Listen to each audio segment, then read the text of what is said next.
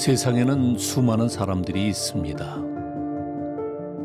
저마다의 인생길을 걸어가는 사람들. 처음에는 누구나 아이로 태어나 자라나고 성인이 되면 사랑하는 이를 만나 가정을 이룹니다. 사랑의 결실로 아이를 낳고 가족과 이웃을 사랑하며 각자의 인생을 살아가다가 사랑하는 이들과 이별하며 이 땅에서의 죽음을 맞이하는 인간의 삶. 창조주께서 우리의 삶에 주신 가장 큰 선물은 아마도 사랑이 아닐까요? 그런데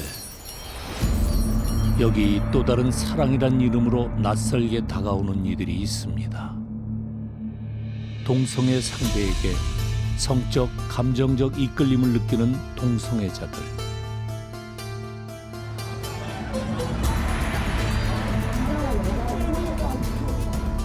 이들은 이미 사회 곳곳에 스며들어 동성애를 상징하는 무지개 깃발을 흔들며 자신들의 권리를 주장합니다.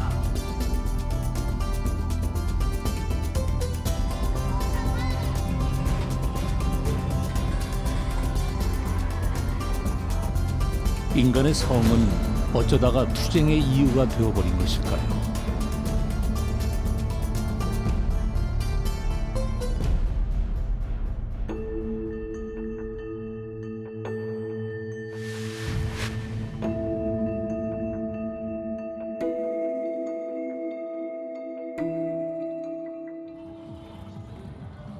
현재 국내에서 속속 드러나고 있는 동성애 문제는 이제 겨우 시작일지도 모릅니다. 전 세계 200여 국가 중 동성 결혼이 합법화된 국가는 28국가. 그중 동성 결혼 합법화를 이룬 유럽으로 가보았습니다.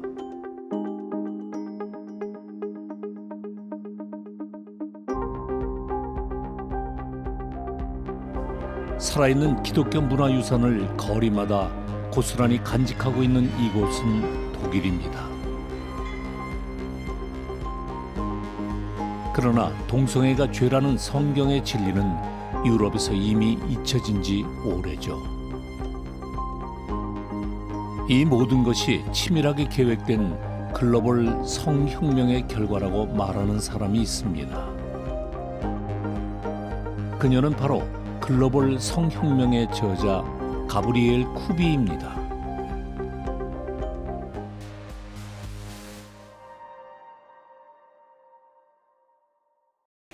Mein Name ist Gabriele Kubi. Ich bin Deutsche. Ich bin Soziologin, Buchautorin und internationale Vortragsrednerin. Und ich habe mich konzentriert in meiner Arbeit auf das Thema Genderideologie und die globale sexuelle Revolution, die über der ganzen Welt stattfindet. 전 세계 18개국에서 번역된 글로벌 성혁명은 국내에서 벌어지는 동성애 문제 이면에 숨겨진 성혁명의 심각성을 일깨워 주었습니다. Es ist eine wunderbare Kultur, die auf dem Christentum fußt. Das Christentum hat diese Kultur geprägt. Und zum Christentum gehört Ehe und Familie. Und Ehe und Familie können nur existieren bei strenger Sexualmoral. Wir alle wissen, die Ehe und die Familie geht kaputt, wenn wir sexuell untreu sind. Und wir leben jetzt in einer Zeit, wo die moralischen Normen, die bis vor kurzem allgemein gegolten haben, bewusst und politisch aufgelöst werden. Und der Grund dafür ist, dass ein Angriff stattfindet auf Ehe und Familie. Denn wir sind in einem Prozess von einer neuen Art von Totalitarismus. Und das ist mein Anliegen, die Menschen darüber aufzuklären und davor zu warnen. 인류 역사상 단 한 번도 성별의 정체성을 파괴하거나 성윤리를 파괴하는 것을 목적으로 하는 그런 이데올로기는 없었습니다. 그런데 이것을 주장하는 현대 이데올로기가 있는데 이를 성주류화라고 합니다. 이것은 어디서부터 시작되었을까요? Die Grundlagen dieser ganzen sexuellen Revolution und der Gender-Ideologie, haben ihre Wurzeln alle in der kommunistischen Theorie und in der kommunistischen Ideologie. Davon sind eigentlich alle beeinflusst. 공산주의 하면 가장 먼저 떠오르는 사람이 있습니다. 칼 막스죠. 19세기 초 칼 막스는 프리드리히 엥겔스와 함께 유물론과 계급이 없는 이상향에 대한 철학을 발전시켰습니다. 그 철학을 이념화한 것을 우리는 공산주의 이념이라고 부릅니다. 칼 막스는 엥겔스와 함께 가족의 기원에 대한 저서도 남겼는데요. 그들은 이 책에서 공산주의 혁명의 가장 큰 장애물이 바로 가족이며 최초의 계급적 억압은 남녀로 이루어진 부부관계에서 시작됐다고 묘사합니다. 그러기에 계급 없는 사회를 만들려면 최초의 계급인 결혼을 파괴해야 한다는 겁니다. 칼 막스와 엥겔스가 만든 공산당 선언문은 다음과 같이 말합니다. 공산주의는 새로운 기초 위에 종교와 도덕을 구성하는 대신 영원한 진리를 폐기하며 모든 종교와 도덕을 폐지한다.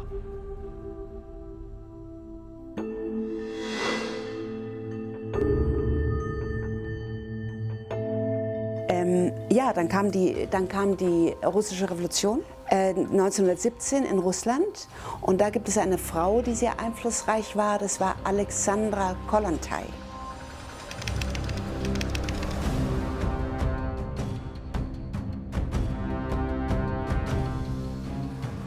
Und sie hat ein Programm gemacht, die komplette Zerstörung von Ehe und Familie. Hat es auch politisch umgesetzt. Sie war die erste Frau, die im Arbeiterrat in Petersburg Mitglied war. Und die völlige Freigabe jeder Art von sexueller Aktivität, Homosexualität, alles war okay. Jetzt ist was Interessantes passiert. Lenin war ja dann der Diktator in Russland. Und Lenin hat gemerkt, wenn er die Familie kaputt macht, macht er sein ganzes Volk kaputt. Und hat es zurückgenommen. Und hat wieder, also Abtreibung wurde dann natürlich für jedermann zugänglich, aber er hat aufgehört, die Familie zu zerstören, weil er gemerkt hat, es geht alles kaputt. Darüber war ein Mann in Deutschland sehr unglücklich, der ganz wichtig ist für die sexuelle Revolution, das ist Wilhelm Reich. 프로이드의 제자였던 빌헬름 라이히는 1930년 성혁명이라는 책을 발표합니다. 자신을 공산주의자라고 소개한 그는 공산주의를 이루기 위해 시민사회를 무너뜨려야 한다고 주장하는데요. 그 방법으로 제시한 것이 바로 청소년들의 성생활 개방입니다. 성적으로 자유로운 사회를 실현시키자는 이른바 성정치운동을 전개하기 시작한 겁니다. Diese linke Bewegung war beeinflusst, die Ideen waren kommunistische Theorie, Marx, Engels, Lenin und so weiter und so fort, radikaler Feminismus und sexuelle Befreiung. Ja? Das war also Wilhelm Reich, Simone de Beauvoir und Karl Marx. Das waren die Impulse der 68er Revolte, die der eigentliche Durchbruch waren und der Beginn der globalen sexuellen Revolution.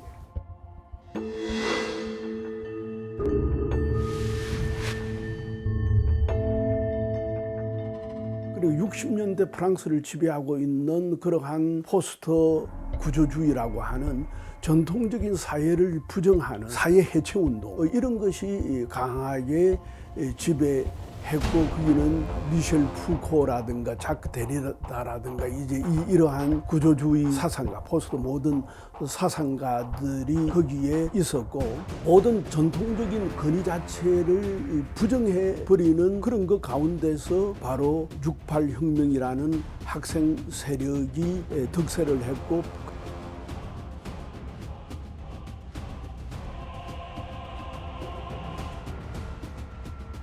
그것이 미국에서는 특별히 이제 버클리 쪽에서 학생운동으로 이어지면서 미국에서도 그것이 성해방운동으로 이어지는 겁니다. 구조주의 사상가들의 영향을 받은 학생들은 정부의 실정과 사회 모순의 격분에 저항운동으로 투쟁했습니다. 1968년 5월에 프랑스에서 진행된 이 혁명은 실패로 끝났지만 종교, 애국, 권위에 대한 가치가 성해방, 인권, 평등으로 대체되는 등 사회적으로 엄청난 영향을 끼치게 되었습니다. 그들은 더욱 빌헬름 라이의 영향을 받아 급기야 어린아이들을 성애화하기 시작하며 더욱 파격적인 주장을 펼쳐갑니다. 아이들의 권리를 내세우며 유치원, 학교에서 아이들에게 성행위를 권장했고 심지어는 부모가 자녀들 앞에서 성행위를 해야 한다는 주장을 하는 데까지 이르렀는데요. 이렇게 성혁명에 심취한 젊은이들은 성경적인 성도덕을 완전히 해체하고 새로운 성적 가치를 만들어내기 위해 끊임없이 도발을 이어갑니다.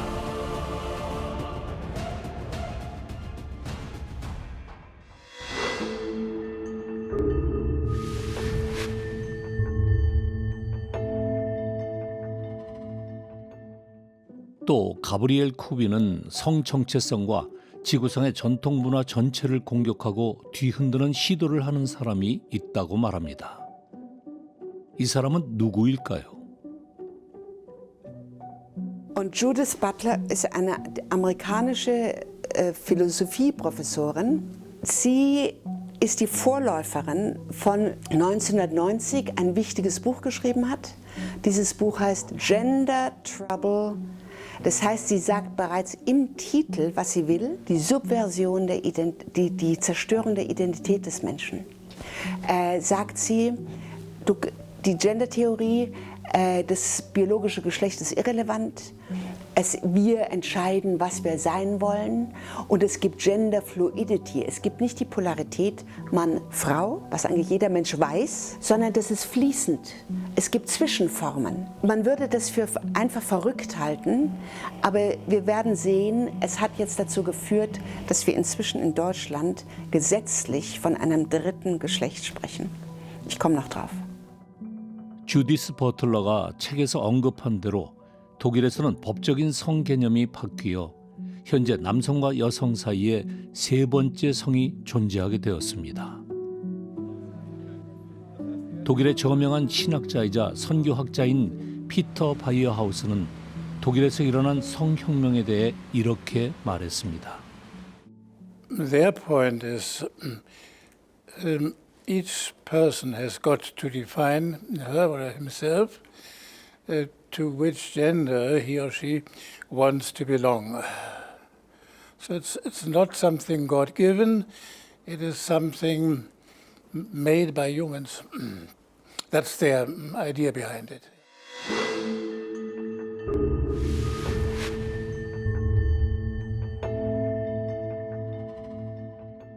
성의 개념을 바꾼 혁명가들은 그에 대한 정당화 과정에 돌입합니다.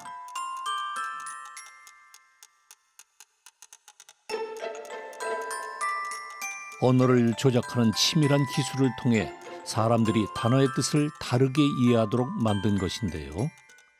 평등과 정의, 다른 뜻이지만 마치 같은 뜻인 것처럼 언어를 조작해 정치적으로 선동한 것입니다. 평등과 정의가 같다는 생각은 바로 공산주의적 사상에서 비롯됐습니다.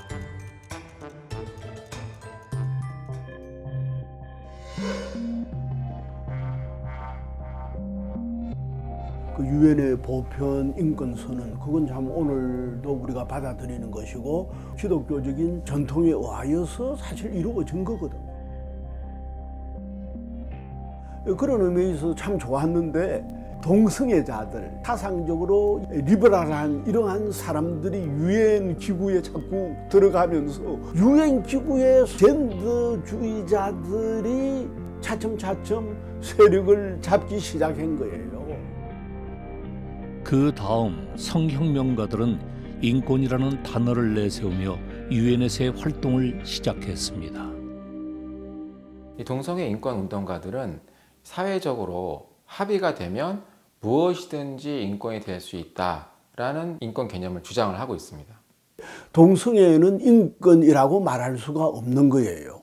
우리가 인권이라고 할 때는 뭐냐면 하나의 어떤 보편성을 가져야지. 오랜 세월 금지돼 왔던 동성애가 어떻게 인간의 보편적 권리인 인권으로 포장될 수 있었을까요? 특히 이제 북경 세계 여성 대회 1995년에 이정표를 하나 만들었어요. 그 다음부터 국제 대회나 이런 곳에서 젠더 이퀄리티, 성평등 개념들을 이제 채택하기 시작했죠. 유엔에서도 이제 북경 세계 여성 대회의 어떤 그 성과들을 이제 수용을 해서 성주류화 정책 등을 이제 시행하는 일을 하기 시작했습니다. 세계 여성 대회에서 소위 그 성적 오리엔테이션, 성지향성에 대한 논의를 하고 합의문 같은데 이제 그런 표현들을 집어넣으려고 하는 시도가 있었습니다. 근데 결과적으로 그것이 반영은 되진 않았어요. 2008년도에 아르헨티나가 유엔 총회에 결의를 채택하려면은 좀 힘드니까 조인트 스테이트먼트라는 형태로 성적 정체성이나 성적 지향에 구애받지 않고 차별을 받지 않아야 된다라고 하는 그런 공동 성명을 붙였어요. 여기서 공동 성명이라고 하는 것은 서로 다른 나라들 사이에서 논의한 사항을 발표하는 것을 말하는데 대부분 어떤 사항을 설명하는 수준에 그치는 경우가 많습니다. 그래서 여기에 지지하는 나라는 다 이름을 올려라, 국가명을 올려라 이런 식의 접근 방법을 했죠. 근데 이제 사실 선진국 입장에서 보면은 고통을 받아야만 될 이슈인가 그런 차원에서 이 사람들의 기본적인 인권은 보호돼야 된다라는 생각을 가지고 이거를 지지를 했다고 볼 수 있죠. 많은 나라들이. 그렇지만 그 나라에 속하는 모든 국민들이 LGBT, 이 성적 정체성을 용인을 하고 하는 거하고는 조금 이제 다르게 생각할 수가 있는데 이 LGBT를 지지하는 많은 NGO들은 그 차별금지라고 하는 그 얘기만 나오면 이제 이걸 용인을 했다라고 이제 거기다 갖다 쉽게 연결을 시켜버리는 거죠. 왜냐하면 그게 본인들의 소위 그 권리와 스테이터스를 유지하는 데 유리하잖아요. 그렇게 해석하는 게.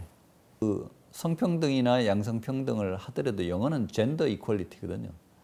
그건 뭐 국제적으로 통칭되는 표현이에요. 유엔에는 지속 가능 개발 목표라는 것이 있는데 여기에 젠더 이퀄리티라는 표현이 나옵니다. 뒤따라오는 단어에서 알 수 있듯이 유엔에서 말하는 젠더 이퀄리티의 본래 뜻은 공적인 기관에서의 여성 인권에 대한 것임을 알 수 있습니다. 그러나 성혁명 운동가들은 젠더의 개념을 양성이 아닌 다양한 성적 방향성인 것처럼 해석해 마치 유엔이 다양한 성 정체성을 인정하는 것처럼 만들고 있습니다. 그렇지만 유엔이 말하는 젠더 이퀄리티는 남녀 양성의 평등입니다. 이렇듯 신공산주의 성혁명 운동가들은 유엔이 동성애자들의 인권을 보호한다고 말하지만 이 인권은 보편적인 가치의 인권을 뜻하며 유엔에서 동성애의 평등을 신장한다는 성혁명가들의 주장과는 달리 실제 유엔에서는 남녀 양성의 평등을 추구한다는 걸 분명히 알아야 합니다.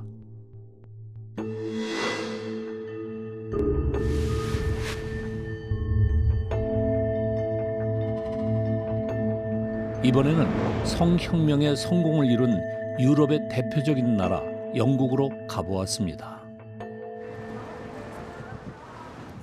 성의 개념뿐 아니라 국민들의 의식까지 바꾸며 그야말로 성혁명에 성공한 나라답게 곳곳에 동성애를 상징하는 무지개 빛깔이 색채를 뽐내는데요. 여기 무지개의 진짜 의미를 되새기며 박해받는 크리스천을 변호하는 이가 있습니다. 그녀는 영국의 변호사 안드레아 윌리엄스입니다. Well, I think to call the United Kingdom, Great Britain, a Christian country, yes, we have an incredible Christian heritage. Yes, the Bible was rooted at the heart of our education systems, health systems, parliamentary systems, legal systems. Yes, and that has meant that we have, as a nation, had great peace and prosperity and been viewed across the world for our systems. But look at where we are today. We are in political and parliamentary chaos Why? Because we have the shell of Christianity, but not the life of Christianity. Because we have said, we've enjoyed the fruits of Christianity and then said, but we're going to do it our way now. Our way, which has meant we throw out God. And in the throwing out of God, we are ending up now, you'll see, there's a lot of instability in the United Kingdom. 영국의 동성애 합법화는 하루아침에 이루어진 것이 아닙니다. 처음에는 개인적으로 영향을 끼치는 법부터 바뀌기 시작했는데요. 1957년 21세 이상의 성인이 합의하에 하는 동성애가 비범죄로 공고된 후 1967년에는 21세 이상의 동성애자들이 합의하에 하는 동성 성행위까지 합법화됩니다. 결국 동성 성행위 합법화의 연령은 2000년 16세로 하향 조정되고 2003년에는 집단 성행위가 합법화되기에 이릅니다. 그리고 사회 전체에 영향을 미치는 법이 발의되기 시작하는데요. 2006년 고용, 시설 사용, 용역, 교육 등에 영향을 주는 1차 평등법이 제정된 데 이어 2008년 증오, 혐오 표현으로 형사처벌 가능한 법이 제정되며 2013년 결국 동성 결혼이 합법화됩니다. 그들은 어떻게 개인적인 영역에 국한돼 있던 법을 국가적 영향력을 가진 사회적 법으로 만들어낼 수 있었던 걸까요? 영국의 차별금지법이 만들어지기까지 결정적인 역할을 한 것이 있습니다. 그것은 바로 시민결합법. 시민결합법은 이른바 동성애 합법화의 징검다리법으로 2004년 동성애자의 동거를 합법화시키면서 포괄적 평등법 제정에 결정적인 역할을 수행해냅니다. Civil partnerships was meant to be something in 2004 was meant to be something that was civil in nature. It was never meant to be sacramental in nature. It was never meant to reflect marriage. But we knew that as soon as it was passed in law, everyone started calling it gay marriage, and within 10 years we had gay marriage. 전 세계에 복음을 전했던 영국의 기독교, 결국 포괄적 차별금지법으로 무너져 내리고 말았습니다. 그렇다면 차별금지법이 법으로 통과된 나라의 기독교는 어떤 상황을 맞이하고 있을까요? Stop it, Cliff. Stop it. Stop it.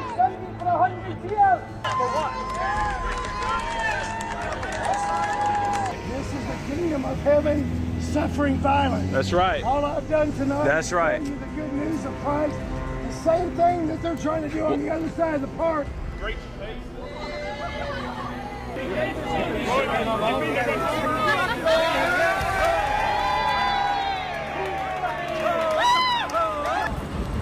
No.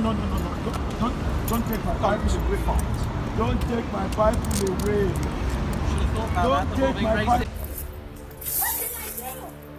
What right do you have to do this to me? I said I was leaving! I said I was leaving! Sit down. Sit down. I am not kidding. Sit down. Sit down. Everybody. On your seat, on your bottom, put your feet out in front of you. We have represented 200 street preachers in the past 10 years, 200 street preachers who have been arrested or asked to move on the streets at the Christian Legal Centre. We love people should be free to say even the disagreeable. That's a fundamental point of free speech. And we know that the gospel is an offence to many.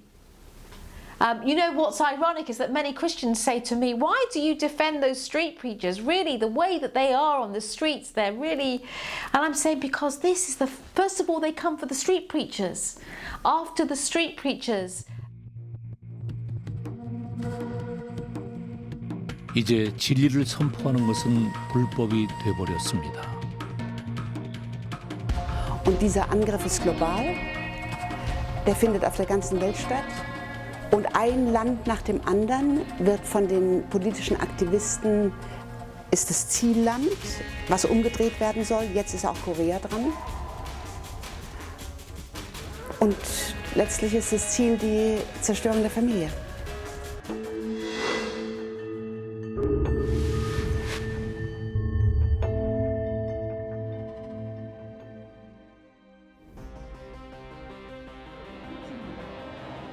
영국과 유럽에서 일어난 일들이 대한민국에서도 똑같이 시작되고 있다면 믿을 수 있을까요? 그렇다면 현재 대한민국은 어떤 상황일까요?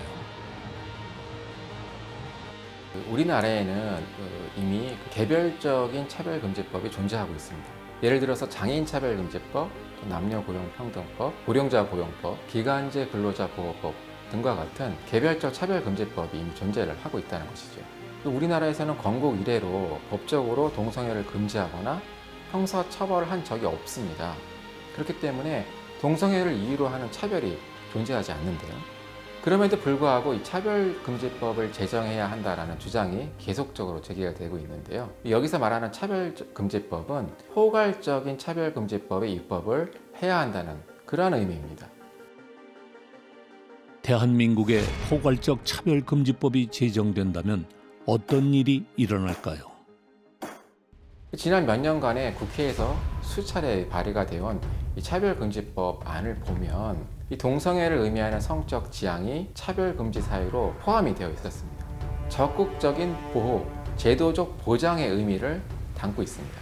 어린이집, 유치원에서부터 이 동성애는 정상이고 또 동성결혼을 합법해야 한다는 교육을 아동, 청소년들에게 이제 의무적으로 실시를 하게 됩니다. 동성애 또는 동성결혼에 대한 건전한 비판, 논의, 토론 자체가 금지가 되고 더 나아가서는 이러한 표현은 혐오 표현으로 간주되어 처벌의 대상이 된다는 것입니다. 경찰이 와가지고 동성애자들에 대해서 혐오했다. 혐오법, 차별법. 이걸 해가지고 뭐 예를 들어서 수천만의 벌금을 낸다거나 또는 이렇게 법적으로 소송을 제기하고 하면 교회가 얼마나 어려워집니까? 2020년 6월 대한민국에서 8번째 발의된 차별금지법. 이에 대해 한국교회는 물론 타 종교와 시민단체들은 반대의 목소리를 높이고 있습니다.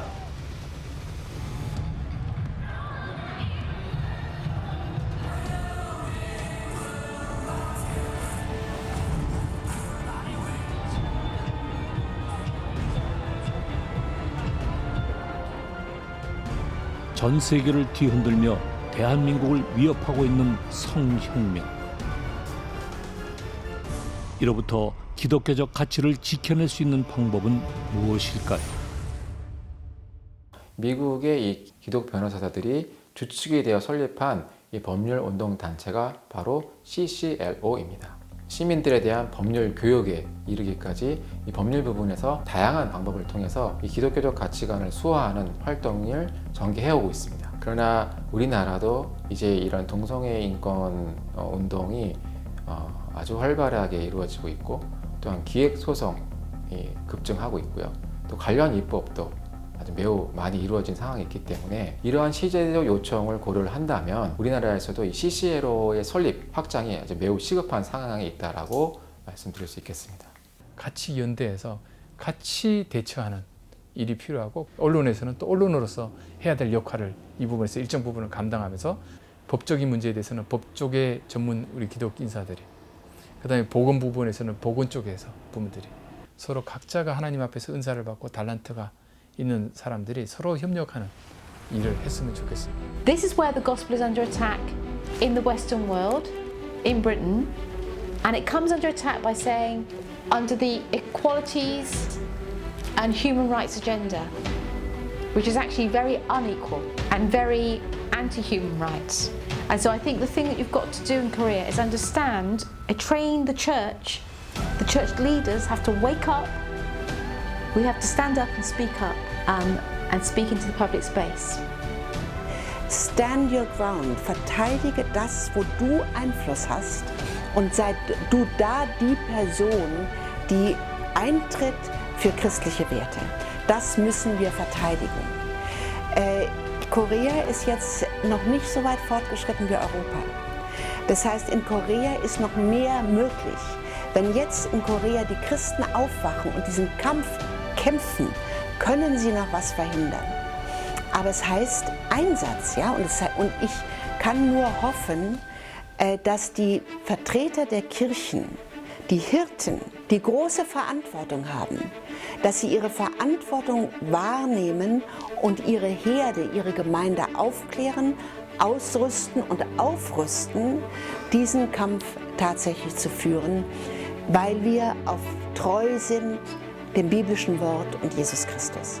Dass wir Christen ein Gebetsleben haben, dass wir uns wirklich im Wort Gottes und im Gebet verankern, damit wir die Kraft kriegen und die Weisheit vom Heiligen Geist zu wissen, was will Gott von mir an der Position, an der ich stehe.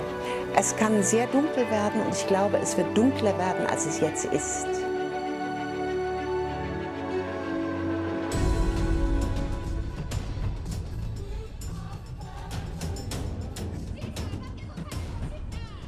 사랑, 인권, 자유라는 이름으로 한계를 모른 채 폭주하고 있는 동성애.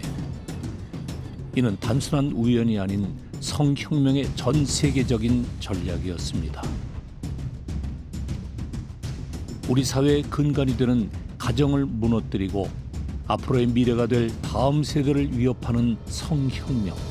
우리 아이들이 살 세상인데 너무나 걱정이 됩니다.